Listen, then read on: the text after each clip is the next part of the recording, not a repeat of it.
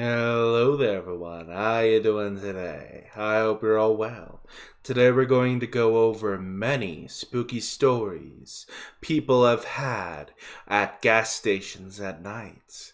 If you enjoy, like and subscribe, leave a comment down below, and hit that notification bell. I hope you enjoy. Now let's get started. I was working at a mobile late one night in my hometown, which is a summer vacation hotspot, when a middle-aged man who looked like he just walked off a golf course. He was obviously a little drunk, but drunk middle-aged men who golf are the norm for tourists, so I take no heed. He came up to the counter and I heard him ask me if there were any gay bars in town.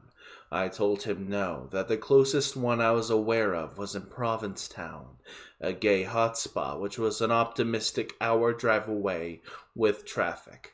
He then asked me if I was interested in fooling around with him.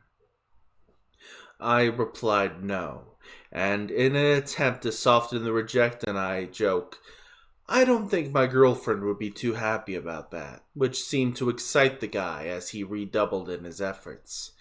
His big pitch was that he had an especially nice van we could pull into the garage bay to use. Granted, it looked like a nice van, but didn't sway my stance. After another 5 minutes, he seemed to resign to his fate and left the store. I thought we were done, and I went back to reading. Half an hour later, I hear a car start up and leave the lot. I didn't realize he had just stayed in his van and was waiting for me. I figured, well, that was creepy, but whatever, he's gone. So I put it out of my mind. A couple hours after that, I was closing up the shop. I had to go out on a ladder and change the prices on the sign for the next day. The town is deserted at this point, and all the lights on the station were off, save a couple in the garage. While I'm up on the ladder, the same van screeches back into the lot. I'm up on a ladder in the dark alone and not thrilled about this development. He hopped out and hollered, "I forgot to pay you!" I figured that I'd give him smokes or something and just forgot to charge him, as I was rejecting his advance. So I asked him, "For what?" He replied, "I forgot to try and pay you for a good time." I paused. He yelled $250. It occurred to me that I could probably just take the dude's money and run, but I correctly assessed that that would be really stupid. So I yelled, "Frick, man, no means no," still on the ladder. He yelled, "Jesus Christ, fine," and peeled out. I never saw him again, thankfully. Not a gas station, but a train station cafe. There were overnight works going on, so we stayed open until 1 or 2 a.m. for the builders. One night, this older gentleman comes in well dressed, asks for a coffee but can't pay when I make it. I give it to him anyway, since I'll just throw it out otherwise. He asks me for some cake, and I refuse, obviously, and he goes, "I sing for my supper." And he starts to belt out Frank Sinatra right there in the shop. And he just won't stop. He's there for like half an hour. I tried to get security to look after him because he clearly wasn't all there. Found him later singing for the builders who were giving him sandwiches. Eventually called the local police who got him supervised until he could catch a train home in the morning. I got a few. Once there was a guy that came in, probably around 18. He came up to the counter and asked if he could put a uniform on and take a selfie. At first I hesitated, but when he mentioned he made plans that he was now trying to fall back on, I decided, why not? Another time, a man went to pump to take all the pamphlet ads with cars attached to them. My coworker and I could never fathom why he would want or need all those. The best one would be when a man came in, at first with all of his clothing on. He never said a word, but just gestured to where the bathrooms were and left. He was fumbling over himself and appeared to be off some drugs. The second time he came in, he didn't have a shirt on. He was missing his shoes and socks on one foot, and was covered in mud and water. Again, he gestured to the bathroom, and it wasn't until he started screaming inside the bathroom that I decided to go check on him. When I knocked on the door, he answered as if it was his house, cracking the door. I asked if he was all right, and he wanted to wait in the lobby. We shared the building with the Dunkin' Donuts. Eventually, we call the cops, and they show up and take the guy away on a stretcher. A friend of mine works nights in a convenience store by herself, and told me about a time when a woman came in drenched in blood. When asked, she said flatly, "Don't worry, it's not my blood." She bought a pack of cigarettes and was on her merry way. I was at a 7-Eleven night clerk for about 5 years when I was young. Nothing too outrageous happened. The big nightly event was the 2 a.m. rush, the cutoff for selling alcohol when I'd run a bar through the beer cooler doors. There was always a bunch of people coming in just before, and always a few coming in after that would beg and argue, and I'd just have to say no. One time around 3 a.m., an older drunk but well-dressed Mexican guy comes in. 2 really pretty girls with him, argues and pleads with me to sell him some beer for about 15 minutes. He was oddly pleasant, seemed like a guy no one said no to. But here I was, and I said no. He went out with the girls and came back in alone, looked at me and smiled, pulled out a giant wad of bills from his pocket, and peeled off a 20, sat on the counter, walked over to the cooler, and pulled out a case of beer through the bars. Then, as I'm telling him I can't sell that to him, he reaches in his other pocket and pulls out a baggie of Coke, wags it in the air in front of me significantly, sits down on the $20 bill and says, "Está todo bien, mi amigo," with a wink, and walks out the door with the beer. Another time, around 3 a.m., these 2 girls came in, wandered the store for about half an hour, laughing their butts off at everything, literally rolling on the floor laughing, reading the labels of candy bars and stuff like that. I talked to them enough that they told me they'd eaten some mushrooms. Finally, they picked out a couple of candy bars and a couple sodas. At the counter, I rang them up, and they realized they didn't have any money, which was hilariously funny, and they were on the ground laughing again. I bagged their stuff up and told them not to worry about it. Sweeping the lot after they left, I could still hear them laughing down the street. I don't know if this was necessarily weird, but more luck. During and after high school, I worked at this crappy gas station that closed up at 11 p.m. I started doing my cleaning duties when I noticed a penny on the ground.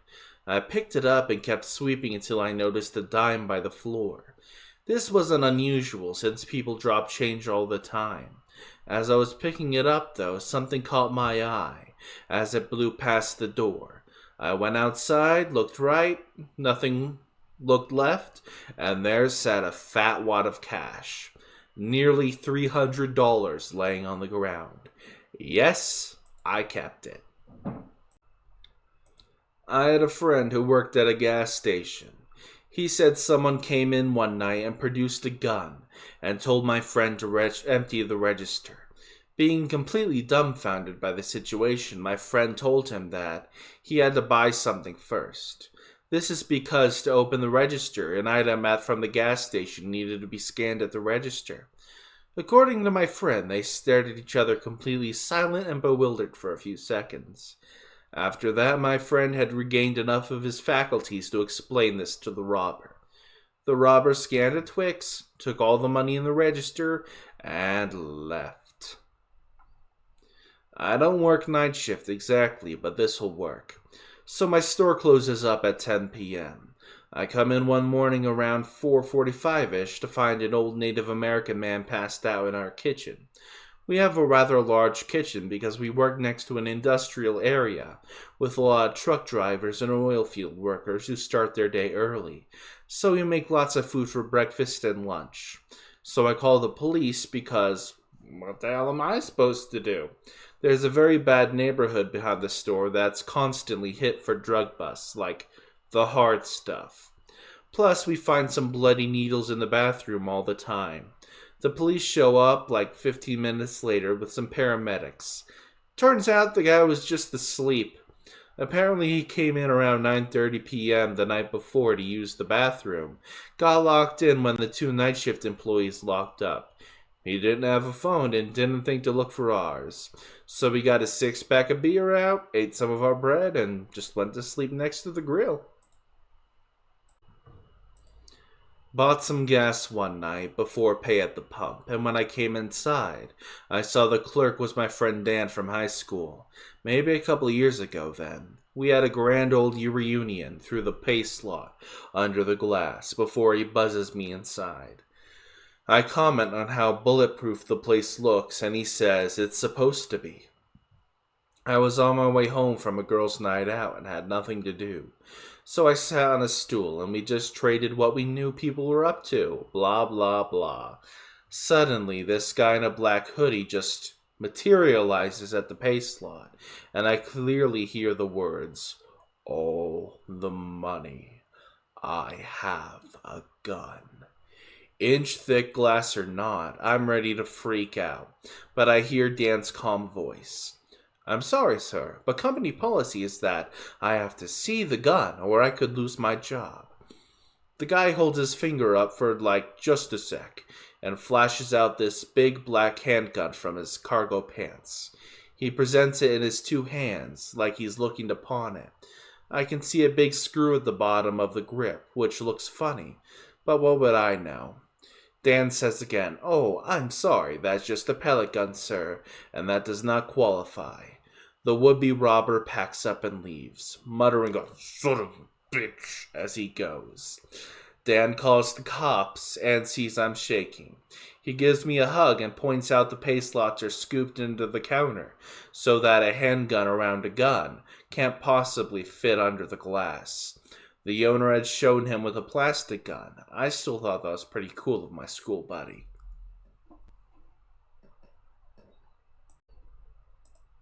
Years ago, I worked overnight at a gas station in a pretty bad neighborhood in Florida. My first night working there, an older guy came in, walked up to the counter, reached across, and punched me in the jaw pretty hard. The guy I was working with chased him out the door while I called the cops to send someone over. My coworker came back in pretty quickly looking frightened and said to send an ambulance because the crazy guy just died outside. The EMT and the police came. The guy was alive but had a pretty bad heart attack. Every other shift was timid compared to that. I worked in a rural gas station garage. I was in high school. One evening I was working and there were some pretty bad storms brewing. It didn't take long for there to be a fairly large group of people stopped at the station to find some shelter. I didn't think much of it. It wasn't the first time it had happened.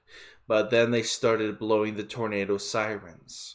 All of a sudden there's a bunch of adults and families looking at a little 16-year-old me looking for answers.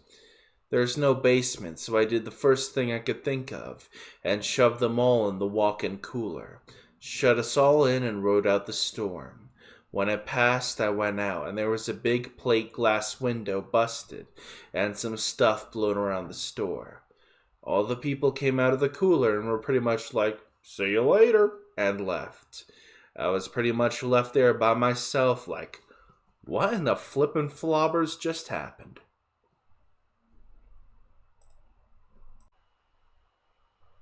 Thank you all for watching today's video. I hope you enjoyed.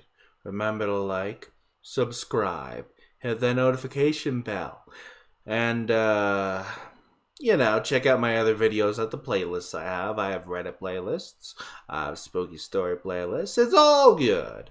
I will see you all next time. Hasta la pasta.